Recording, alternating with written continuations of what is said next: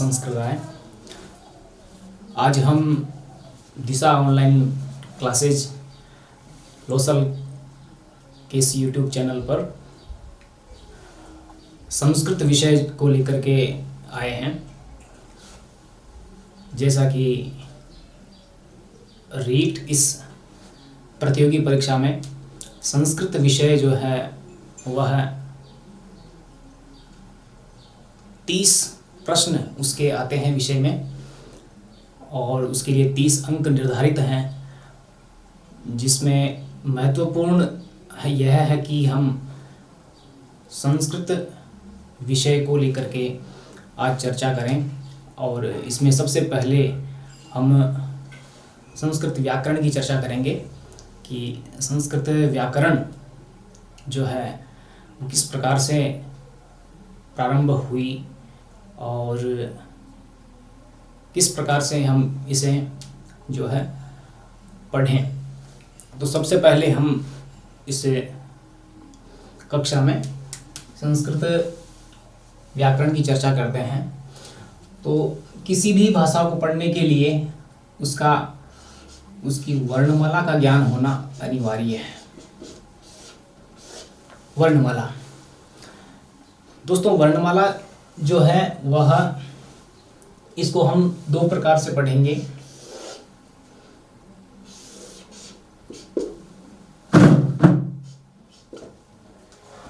संस्कृत वर्णमाला को हम 2 प्रकार से पढ़ेंगे। इसका जो प्रथम स्वरूप है वो होगा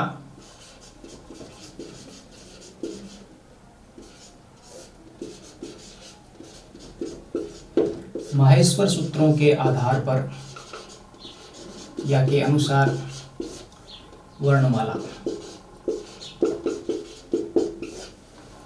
और दूसरा जो है वह है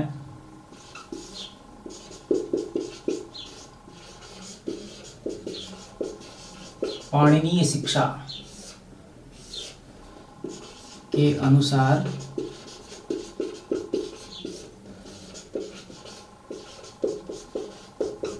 वर्णमाला। दूसरा है पाणिनीय शिक्षा के अनुसार वर्णमाला।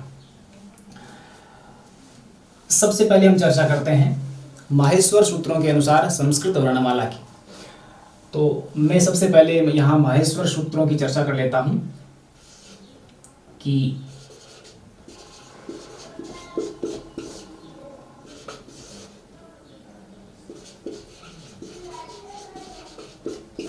ए ई ऊण रील री क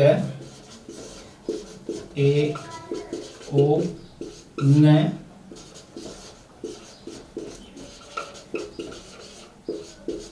ऐ औ च है य व र ट ल ण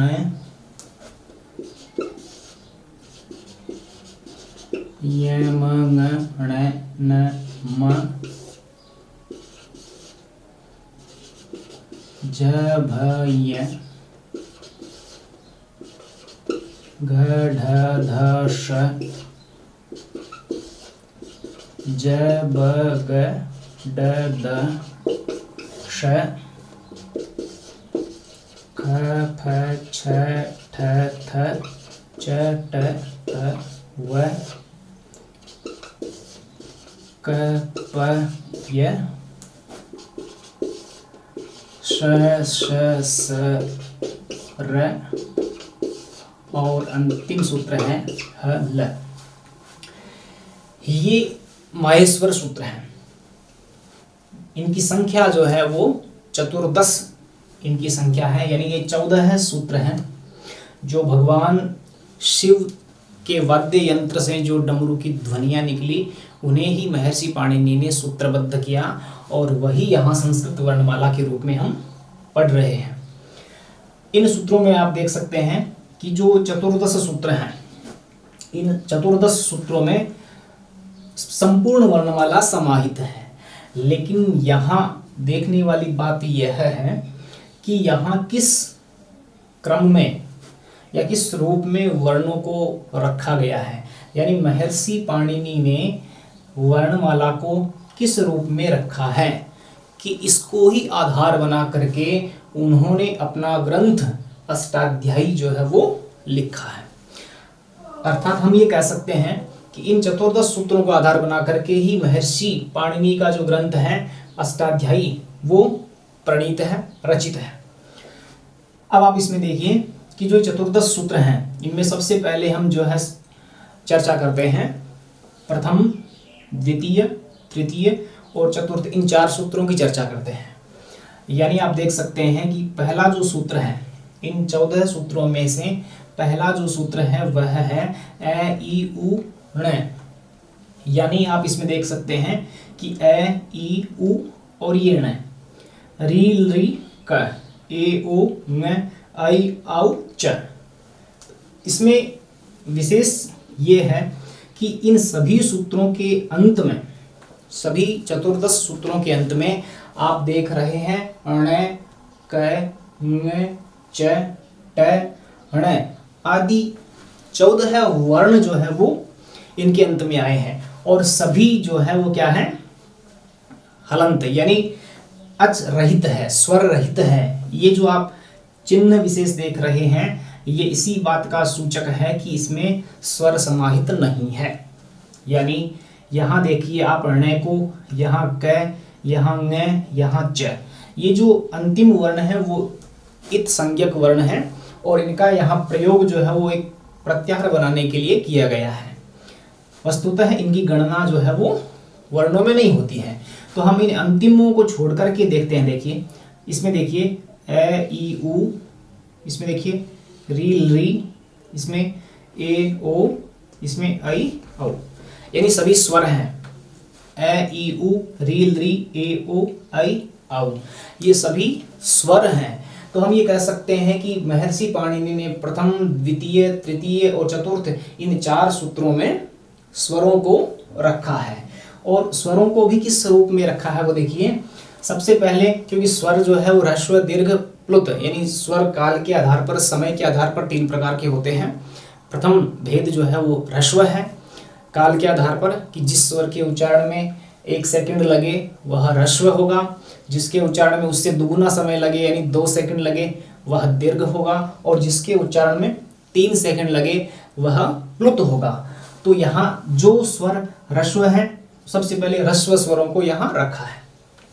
ए, ई, उ, री और ये री, ये 5 ह्रस्व स्वर हैं तो यहाँ इनको रखा है। फिर आप देख सकते हैं तीसरे और चौथे सूत्र में ए, ओ, आई और औ, ये जो 4 स्वर हैं वो 2 स्वरों से मिलकर के बने हैं। यानी इनमें 2 स्वरों की मात्राएं समाहित हैं, इसलिए ये अपने आप में दीर्घ है। ठीक है, क्योंकि इनका ह्रस्व नहीं है, दीर्घ है, इसलिए यहाँ दीर्घ को रखा है। तो पहले ह्रस्व को रखा है फिर दीर्घ को रखा है। तो यहाँ इन महेश्वर सूत्रों में महर्षि पाणिनि ने इन 4 सूत्रों में स्वरों को रखा है।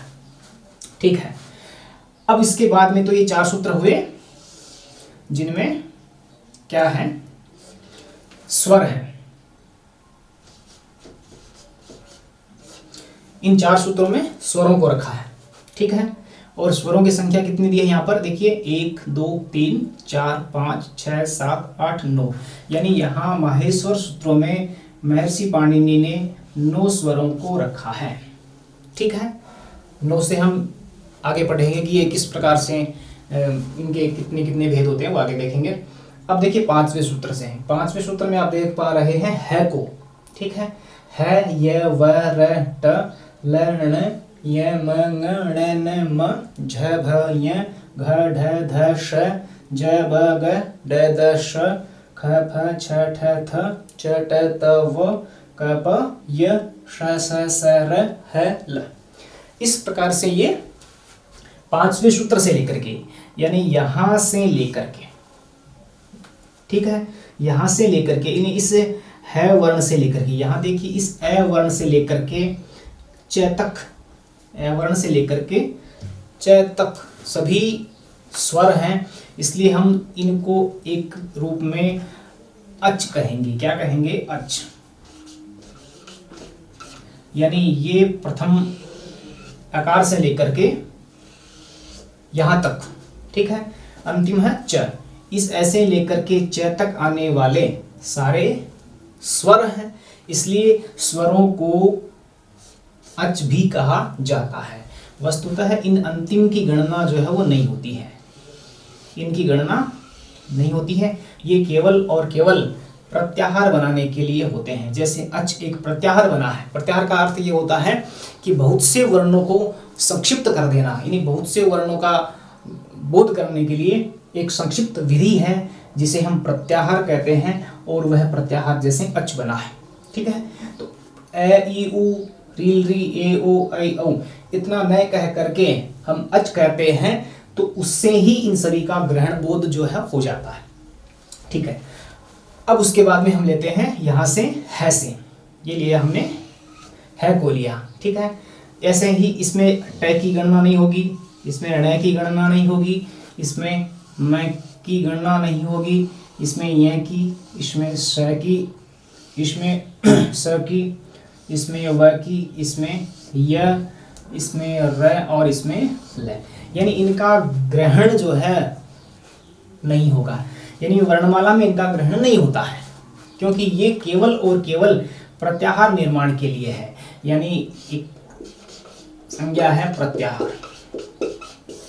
ठीक है, उस प्रत्याहार निर्माण के लिए ही इन अंतिमों का ग्रहण जो है वो होता है।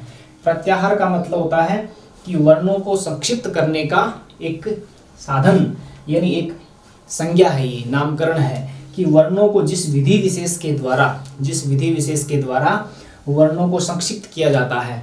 प्रत्याह्रियन्ते संक्षिप्यन्ते वर्णाः इति प्रत्याहार है, अर्थात प्रत्याह्रियन्ते जिस विधि विशेष के द्वारा, जिसके द्वारा वर्णों को संक्षिप्त किया जाता है, वह प्रत्याहार कहा जाता है।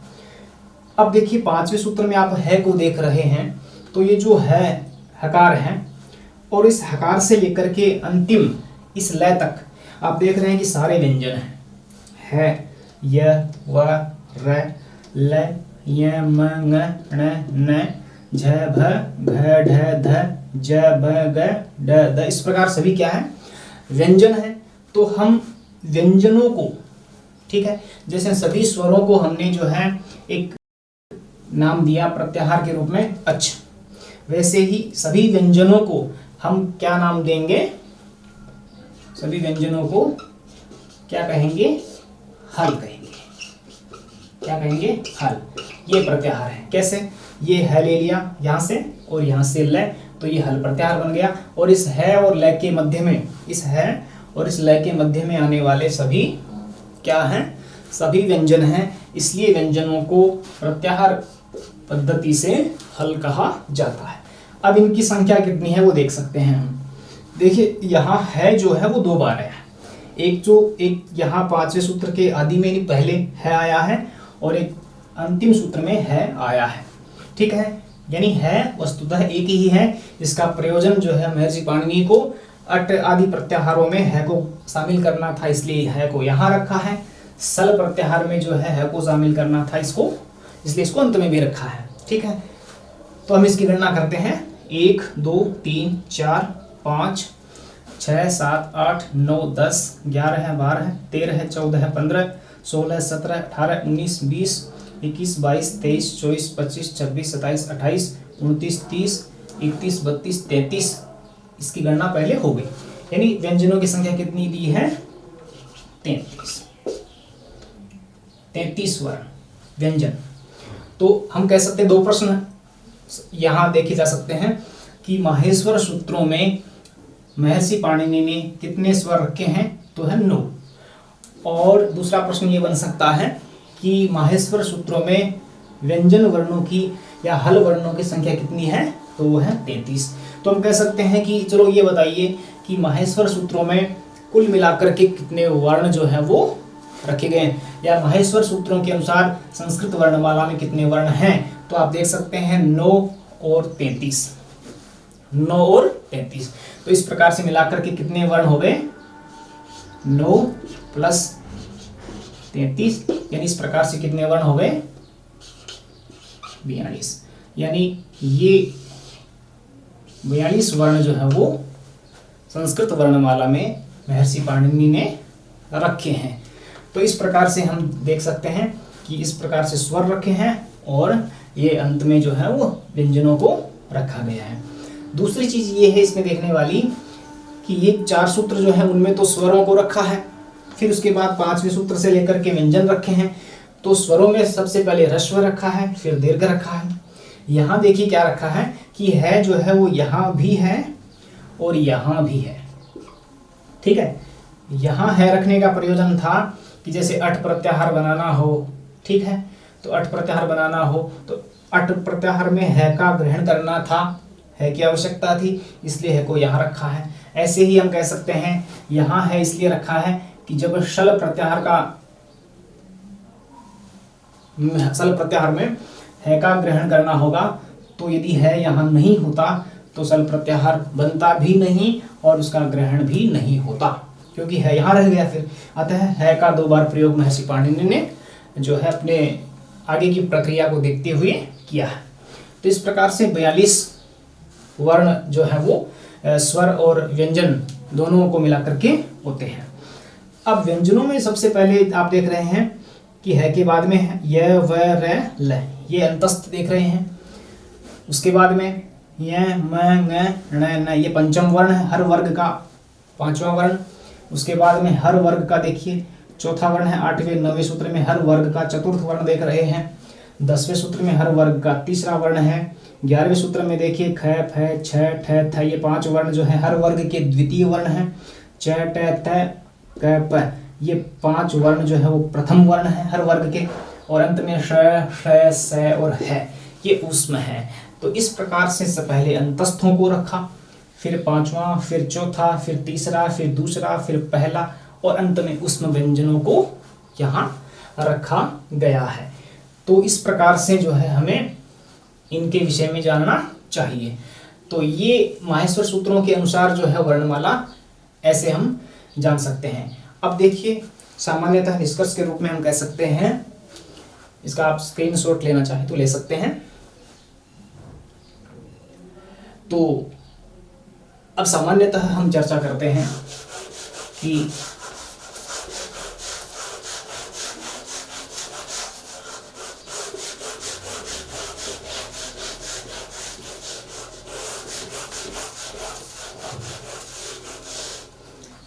माहेश्वर सूत्रों के अनुसार वर्णमाला। तो सबसे पहले स्वर रखे हैं। स्वरों की संख्या कितनी दी है यहाँ पर? स्वर रखे हैं 9। स्वरों की संख्या कितनी रखी है? स्वर 9 रखे गए हैं। अब वो 9 स्वर जो रखे गए उन्हें आप देखिए, अ है, ई है, उ है, आपका री है, ली है, ठीक है, और इसको यहाँ रखते हैं, ली है, ए है, ओ है, आई है और आ। ये 9 स्वर जो है वो माहेश्वर सूत्रों में आए हैं। स्वरों की संख्या कितनी दी है यहाँ पर? 9 दी है। अब हम इन 9 से ग्रहण करेंगे। देखिए अकार, इकार, उकार, ऋकार, लृकार, ए, ओ, आई और औ।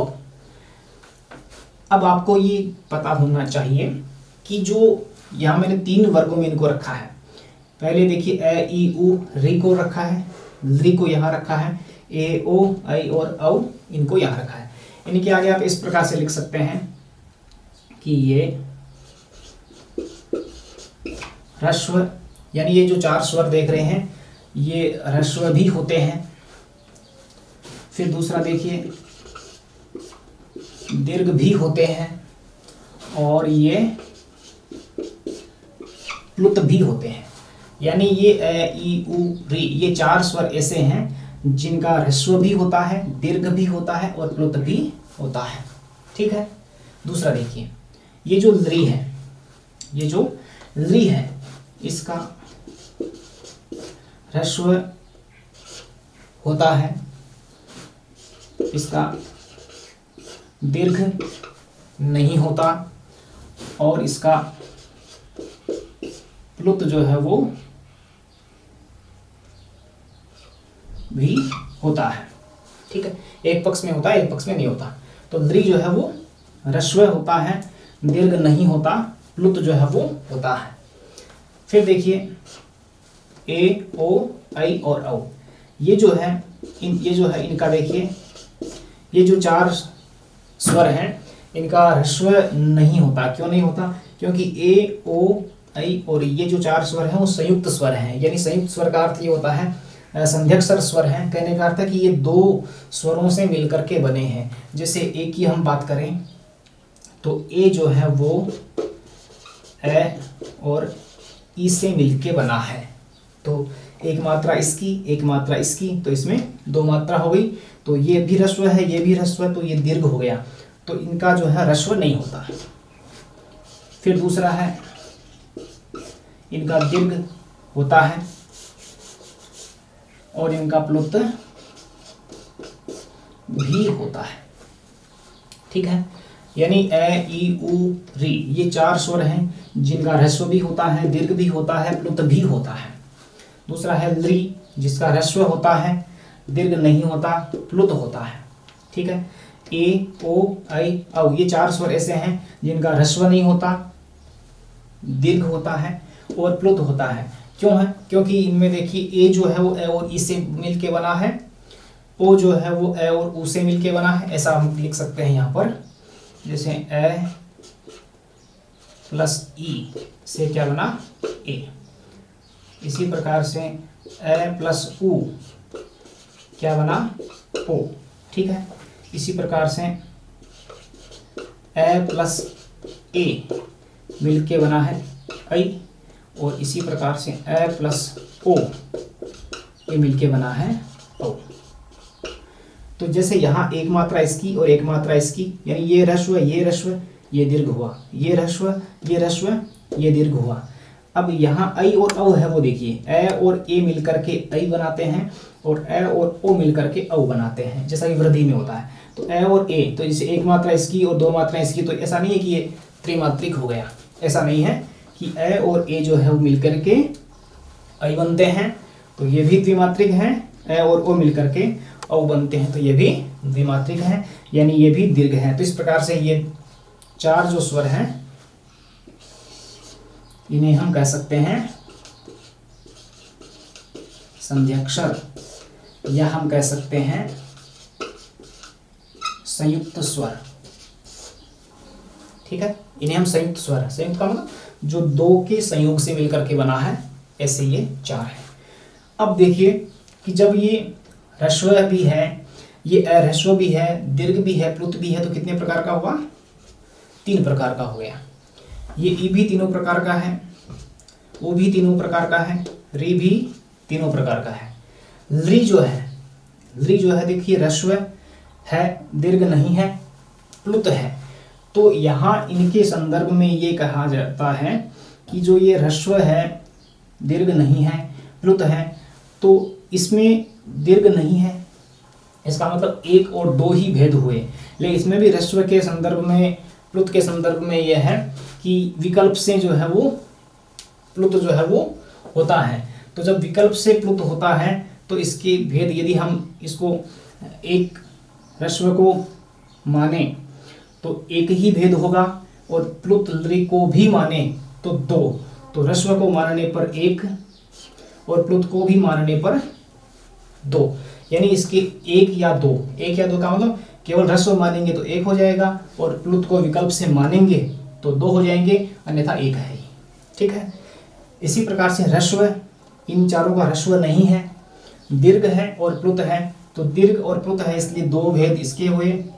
ये भी दीर्घ और प्लुत है, 2 प्रकार का ये है। ऐ भी दीर्घ और प्लुत है, 2 प्रकार का ये है। औ भी दीर्घ और प्लुत है, तो 2 प्रकार का ये।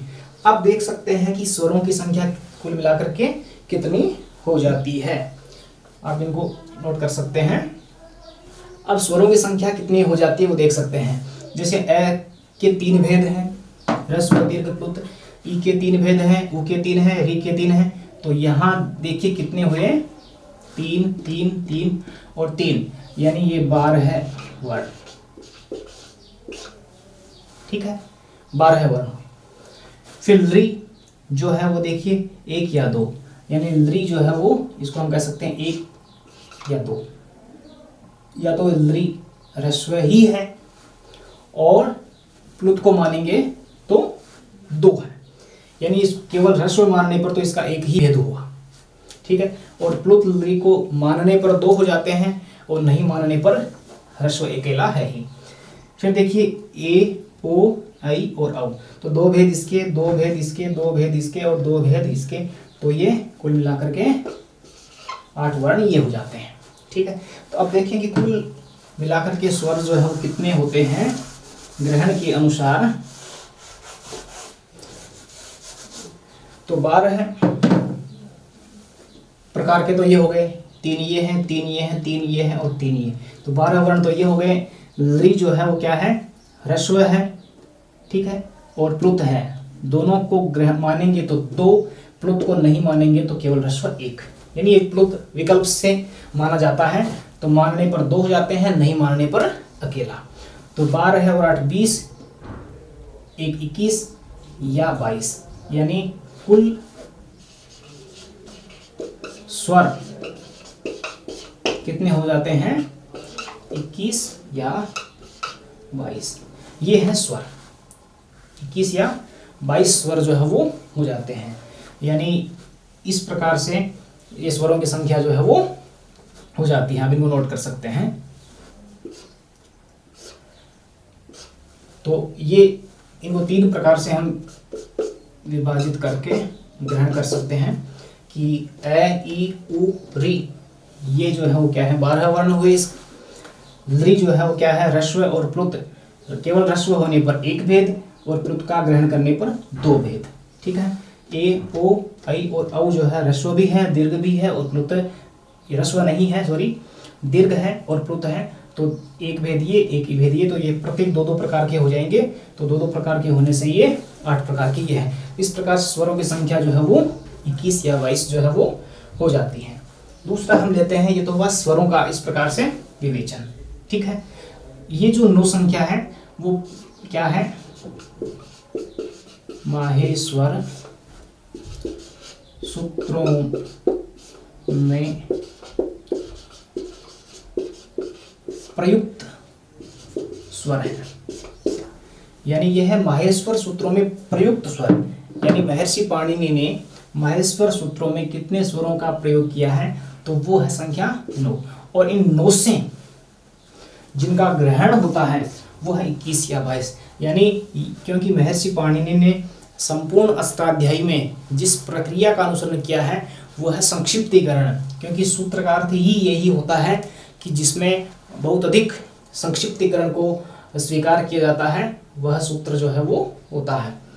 तो यहाँ देखिए, तो इन सभी सूत्रों में केवल 9 स्वरों का ग्रहण किया है, और 9 स्वरों के ग्रहण से देखिए यहाँ पर 9 ही है, 1 2 3 4 5 6 7 8 9 स्वर 9 ही है, लेकिन 9 से इनका ग्रहण, अर्थात यहाँ लिख सकते हैं 9 स्वरों से 21 या 22 स्वरों का ग्रहण, 9 स्वरों से 21 या 22 स्वरों का ग्रहण किया जाता है। क्योंकि सभी का प्रयोग करना होता, 21 या 22 का प्रयोग करना होता, तो सूत्र जो है वो क्या है, सूत्र नहीं रहते, अर्थात सूत्र का जो स्वरूप है वो बढ़ जाता। इसलिए इनको संक्षिप्त करने के लिए केवल 9 स्वर रख करके ही पाणिनि ने 21 या 22 स्वरों का ग्रहण कर लिया है। तो ये तो हुई स्वरों की सामान्य चर्चा, ठीक है। इनकी आगे भी जो है चर्चा हम आगे करेंगे विस्तार से। इनके ह्रस्व दीर्घ प्लुत और उदात्त आदि संज्ञा है, अनुनासिक अनुनासिक आदि हैं, इनकी चर्चा हम आगे करेंगे। अब लेते हैं हम व्यंजनों के बारे में।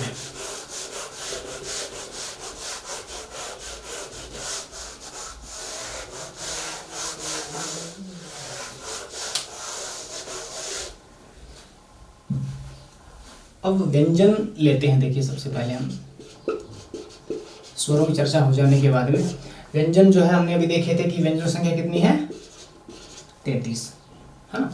व्यंजन जो है वो यहाँ पर 33 व्यंजन जो है वो रखे हैं, ठीक है। अब व्यंजन 33 कौन कौन से हैं वो देखिए। सबसे पहले हम देते हैं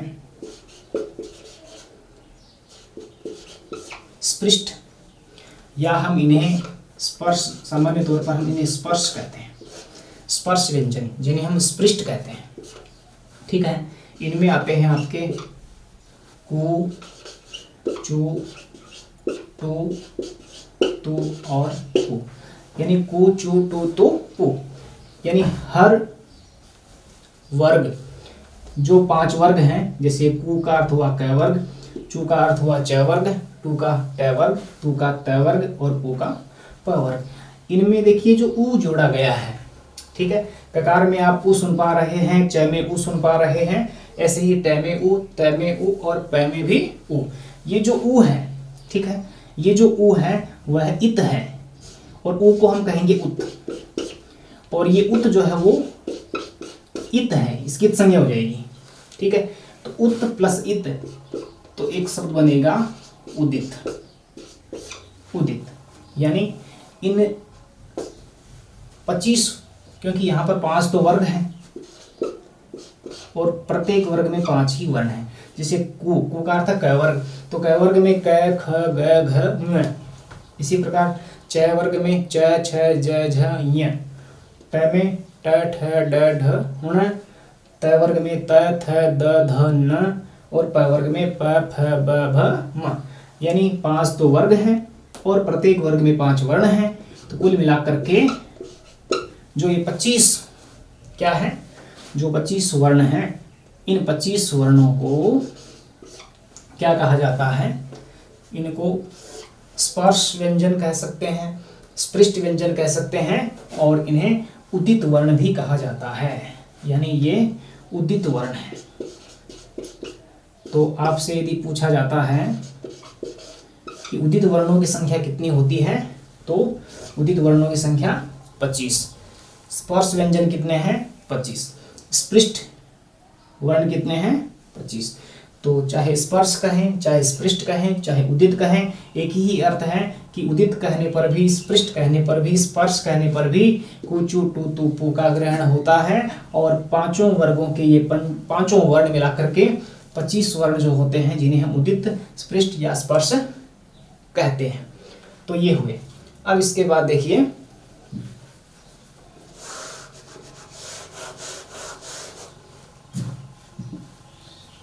तो ये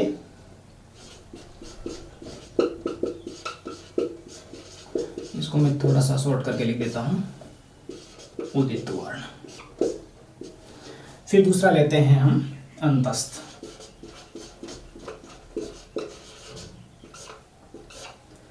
अंतस्थ वर्ण या अंतस्थ व्यंजन। अंतस्थ व्यंजन आप देख रहे हैं कि य, व, र और ल, य, व, र और ल। अंतस्थ व्यंजनों में इन 4 का ग्रहण होता है, य, व, र, ल का। इसमें विशेष चीज ये है कि माहेश्वर सूत्रों में इन अंतस्थों का क्रम विशेष ध्यान रखना है, क्योंकि हम जो हिंदी में सामान्य ककहरा देखते हैं उसमें य, र, ल, व इस प्रकार पढ़ते हैं, जबकि माहेश्वर सूत्रों में इनका क्रम य, व, र, ल है, क्योंकि आगे हम जब यण संधि पढ़ेंगे तो उसमें य, व, र, ल इस प्रकार से ही ग्रहण करना है। तो ये जो वर्ण है वो कितने हैं 4, कितने हैं 4 वर्ण हैं अंतस्थ। ठीक है, जिसके लिए हम जो है यण प्रत्याहार भी कर सकते हैं। फिर उसके बाद में आते हैं ऊष्म वर्ण। ऊष्म वर्ण, इनकी संख्या भी 4 ही है। देखिए पहले तालव्य श, फिर मूर्धन्य श, फिर दंत्य स और फिर ये है। ठीक है, तो इस प्रकार से श, श, स और है, इनकी भी संख्या कितनी हुई 4। तो इस प्रकार से यहाँ उसमें व्यंजनों की संख्या भी 4 है।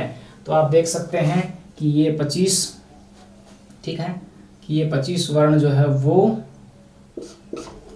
ये 4 और ये 4, तो 25 और 4 29, 29 और 4 33। तो कुल मिलाकर के कुल व्यंजन जो है वह, कुल व्यंजनों की संख्या कितनी हो जाती है 33।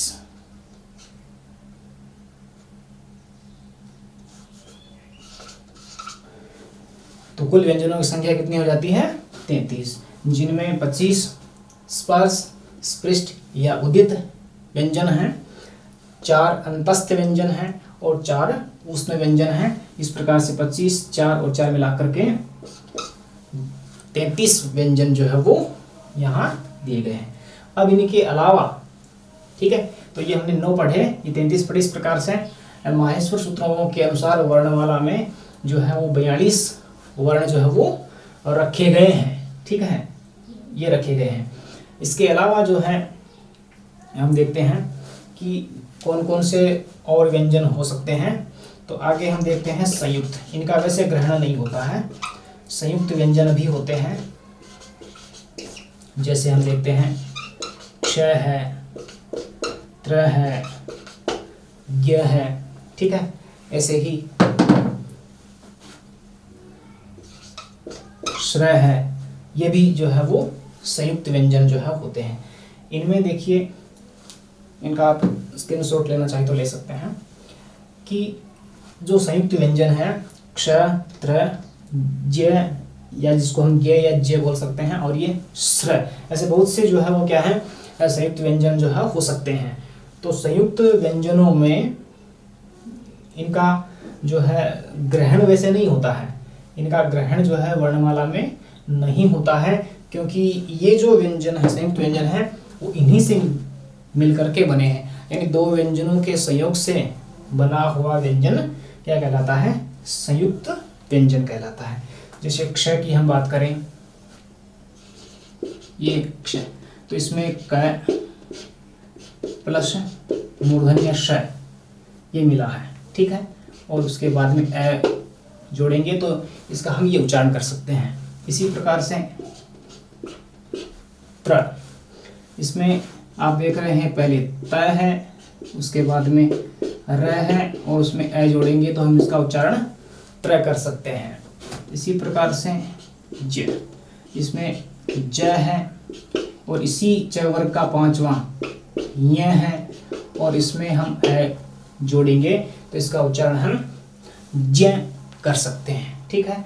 और इसी प्रकार से एक और लिखा था मैंने श्र, ठीक है, तो इस श्र में श है प्लस र है प्लस ए, ये जोड़ेंगे तो श प्लस र प्लस ए जोड़ेंगे तो इसका उच्चारण हम क्या कर सकते हैं, श्र कर सकते हैं, जैसे श्री आदि लिखते हैं ना उसमें। इस प्रकार इनका वैसे ग्रहण जो है वो नहीं होता है, ठीक है, इनका ग्रहण वैसे इनमें नहीं हो, क्योंकि यहाँ क का ग्रहण इसमें देखिए स्पृष्ट में हो गया, इसका उष्म में हो गया, इसका स्पृष्ट में, इसका अंतस्थ में, इसका स्पृष्ट में, इसका स्पृष्ट में ग्रहण पूर्व में हो चुका, अतः पृथक से इनका ग्रहण नहीं होगा। क्योंकि जो सामान्य प्रचलन में जो संयुक्त व्यंजन है वो ये है, वैसे बहुत सारे हो सकते हैं, जैसे हम राष्ट्र में लिखते हैं राष्ट्र, तो यहाँ पर भी देखिए श ट र, इनका संयोग हो गया, ठीक है, तो ये संयुक्त व्यंजन हो जाते हैं। तो ऐसे बहुत से हो सकते हैं, बहुत से शब्दों में इस प्रकार का संयोग देखने को मिलता है, इंद्र में, राष्ट्र में, उष्ट्र में, इन सभी में। तो हमें ये देखना है कि व्यंजनों की संख्या जो है वो कितनी है, 33 है, जिनमें 25 स्पृष्ट हैं, 4 अंतस्थ हैं, 4 ऊष्म हैं, ठीक है। तो इस प्रकार से ये आपका हुआ। उसके बाद देखिए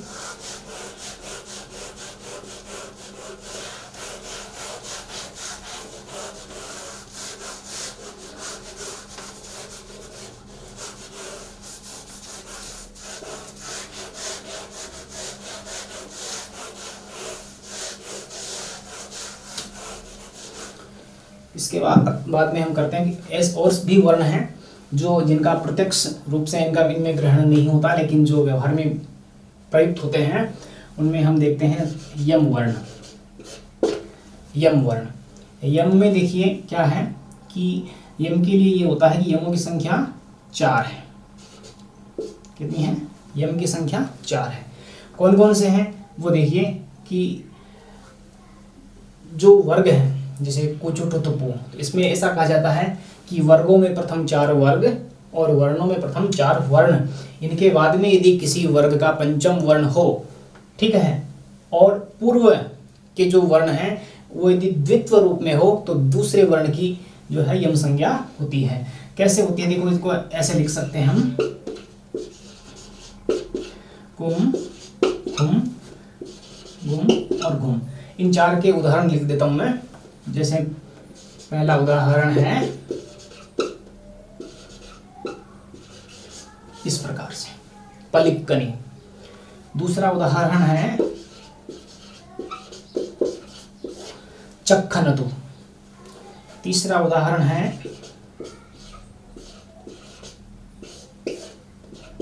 अग्गनी।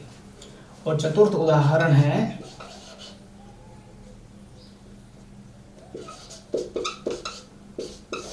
घनंती। अब देखिए इसमें यह होता है कि वर्ग के प्रथम चार वर्णों के बाद में, वर्ग के प्रथम चार वर्ण, जैसे आपको पता है कि क वर्ग में क, ख, ग, घ, न होता है, लेकिन वर्ग में प्रथम चार वर्ण तो क, ख, ग और घ का ग्रहण होगा, न का नहीं होगा। तो वर्गों में प्रथम चार वर्ण यानी क, ख, ग और घ, ये इनके बाद में यदि किसी वर्ग का पंचम वर्ण हो, जैसे यहाँ देखिए न पंचम है, यहाँ न पंचम वर्ण है, यहाँ न पंचम वर्ण है, यहाँ न पंचम वर्ण है, तो वर्ग के प्रथम चार वर्णों के बाद में यदि किसी वर्ग का पंचम वर्ण हो और वे प्रथम चार जो वर्ण हैं वो द्वित्व रूप में हो, ठीक है, तो दूसरे वाला जो वर्ण है, जैसे आप देख रहे हैं कि पलिक्कनी में दो ककार हैं, तो जो दूसरे वाला क है यानी ये, जैसे यहाँ दो ख है तो दूसरे वाला ख ये, दो गकार हैं तो दूसरे वाला ग ये, दो घ है तो दूसरे वाला घ, ये घ है नहीं है, घनंती है।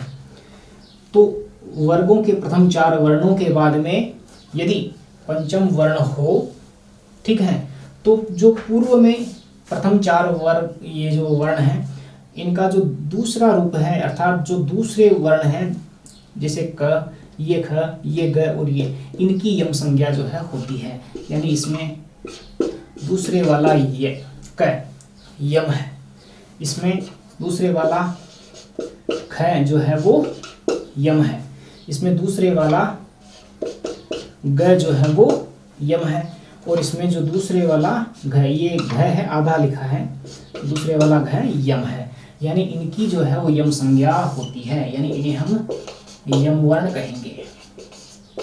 ठीक है, संख्या कितनी हो गई? 4। तो ये हुए यम।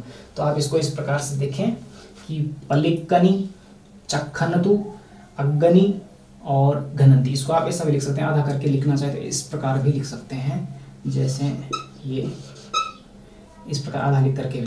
ठीक है, तो ये दूसरे वाला, तो ये पलिक्कनी, चक्खनतु, अग्गनी ही, घनंती।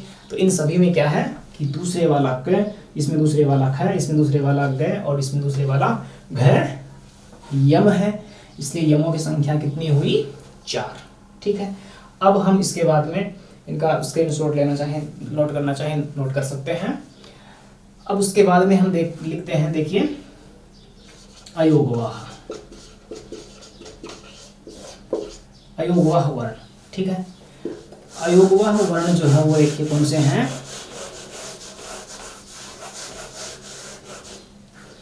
अयोगवाह वर्ण, इनकी संख्या के संदर्भ में प्रश्न जो है वो आने की संभावनाएं नहीं है कि अयोगवाह कितने होते हैं। तो मैं बता दूं कि अयोगवाह में सबसे पहले हम लेते हैं अनुस्वार,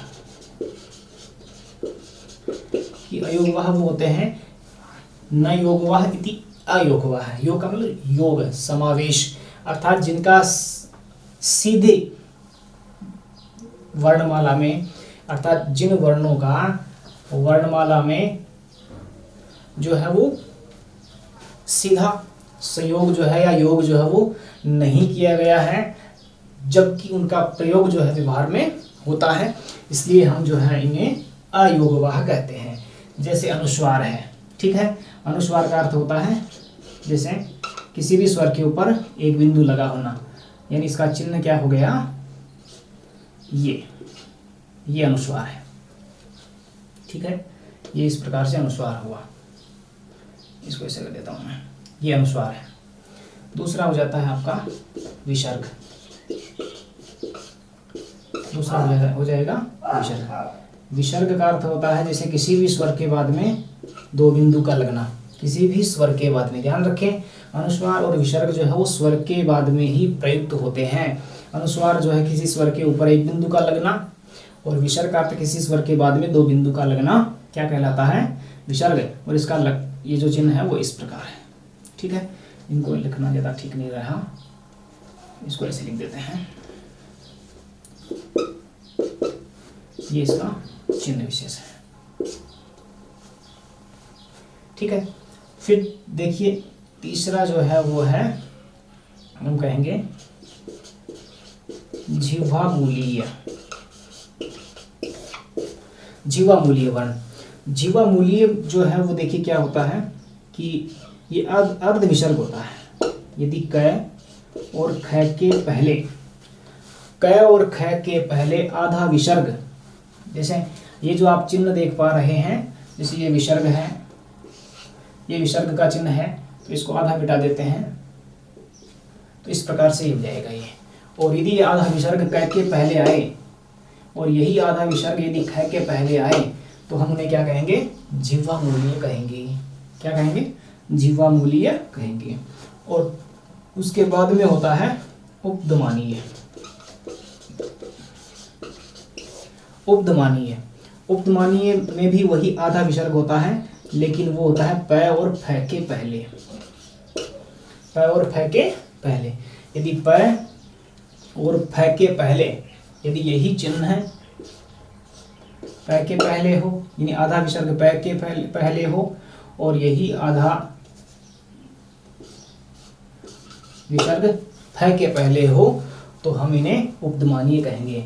देखिए दोनों ही आधे विसर्ग ही हैं, लेकिन यदि क के पहले यदि होगा तो हम उसे जीवामूलीय कहेंगे, और यदि प के पहले होगा तो हम इन्हें उपधमानीय। इसको ऐसे समझ सकते हैं कि क का उच्चारण स्थान, क और ख का उच्चारण स्थान कंठ है, ठीक है, और कंठ के ही पास में जो स्थान होता है उच्चारण स्थान, वो जीवामूल।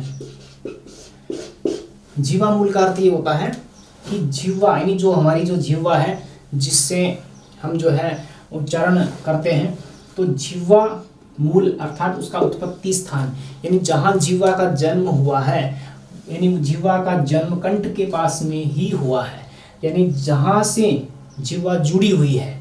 कहने का अर्थ है कि हमारे मुख में, मुख के जो स्थान विशेष हैं, वहाँ जीवा का जो मूल स्थान है, यानी जहाँ जीवा जुड़ी हुई है हमारे शरीर से, यद्यपि जीवा भी शरीर का ही अंग है, तो जीवा जिस स्थान पर जुड़ी हुई है वह मूल स्थान कंठ के पास है, इसलिए इस अर्ध विसर्ग का जो है वो, ये आधा जो विसर्ग है वो जीवामूलीय कहलाएगा। इसी प्रकार से प और फ आपने उच्चारण स्थान में पढ़ा होगा, उपधमानीय नाम औष्ठव, क्योंकि प और फ का उच्चारण स्थान औष्ठ होता है और उपधमानीय का भी उच्चारण स्थान औष्ठ होता है। तो ये जो अर्ध विसर्ग है यदि प और फ के पहले होगा तो हम इसे क्या कहेंगे, उपधमानीय कहेंगे। अब इस प्रकार से हम कह सकते हैं कि ये जो जीवामूलीय और उपधमानीय है, ये दोनों एक प्रकार से अर्ध विसर्ग है। दोनों ही क्या है, अर्ध विसर्ग है। ये पूर्ण विसर्ग हुआ एक प्रकार से, ठीक है, ये दोनों क्या है, अर्ध विसर्ग है, ठीक है। तो अनुस्वार, विसर्ग, जीवामूलीय और उपधमानीय। तो अयोगवाह कितने प्रकार के होते हैं, ऐसा प्रश्न नहीं आता है, क्योंकि इनमें क्या कई बार क्या होता है कि अनुस्वार पहला भेद, दूसरा विसर्ग और तीसरा अर्ध विसर्ग, ये करके और अर्ध विसर्ग के दो भेद कर दिए जाते हैं, जीवामूलीय और उपधमानीय, और इस प्रकार से इनको करते हैं तो ये चार। तो 3 और 4 इस प्रकार का ये प्रश्न है जो है संभव नहीं है। तो अयोगवाह जो है वो क्या है, अनुस्वार अयोगवाह होता है, विसर्ग अयोगवाह होता है, जीवामूलीय अयोगवाह होता है और उपधमानीय अयोगवाह होता है। तो इस प्रकार से ये जो है वो वर्ण, ये अयोगवाह है और ये 4 जो है वो यम है। तो हम इसको जो है अयोगवाह को इस प्रकार से कहें तो 4 कह सकते हैं, ठीक है, अनुस्वार, विसर्ग, जीवामूलीय और उपधमानीय, और इन दोनों को यदि मिलाकर के अर्ध विसर्ग कहें तो 3 कह देंगे, तो ये कोई ज़्यादा मायने नहीं रखता है। तो ये एक प्रकार से सामान्य जो है वो हमारी इस वर्णमाला पर चर्चा हुई। किस पर? माहेश्वर सूत्रों के अनुसार संस्कृत वर्णमाला में 9 स्वर जो है वो रखे गए हैं। माहेश्वर सूत्रों में व्यंजनों की संख्या जो है वो 33 है। तो कुल मिलाकर के जो है वो सूत्रों में प्रयुक्त जो वर्णों की संख्या है वो कितनी है? 42 है। और इस प्रकार से जो है स्वरों में जो है ह्रस्व है, दीर्घ है, प्लुत है, वो हमने देखा कि किस प्रकार से 21 या 22 स्वर जो है वो होते हैं। तो इस प्रकार से हम आगे अगली कक्षा में पाणिनीय शिक्षा के अनुसार जो वर्णमाला है उसका अध्ययन करेंगे। धन्यवाद।